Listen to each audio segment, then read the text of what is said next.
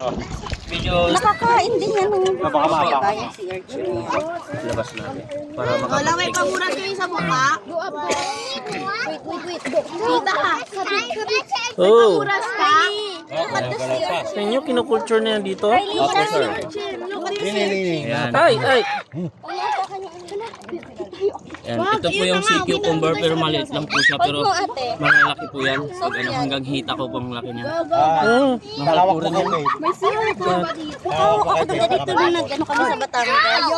Ito naman po yung isang species ng ano. dalaw sila. Ito po yung pwedeng hawakan na sea urchin. Ah, yan pala yung nakikita namin. Ito po yung maratangtang. Ayan. Ayan na. Yan po yung minamarket po namin. Pwede rin po to. Yan ang mas maraming nabibili po. Bumibili po nito. Huwag po natin itatas madam ha. Yun lang po pwede na hawakan.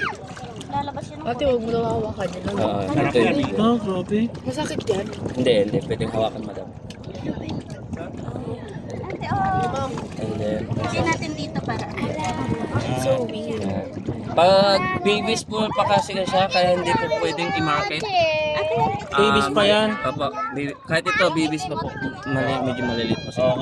Pero pag malalaki na po siya, yung hindi na natin hahawakan po itong laki na to.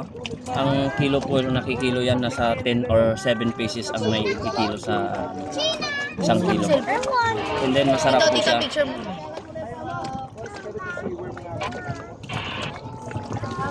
May ano madam, may mga goggles po dyan oh. Para makita niyo po. Ayan, mamili lang po kayo doon. Mayroon pang hindi. Yung ano, yung sa bagay mababaw naman kahit hindi sila mag-legless mas enjoy. Hawakan ko. Hawakan. Nakagalaw yung spike nila, no? Aba, Ito gusto mo yung maliit Saan ko. ko ilalagay dito? yan, ipatong mo yan.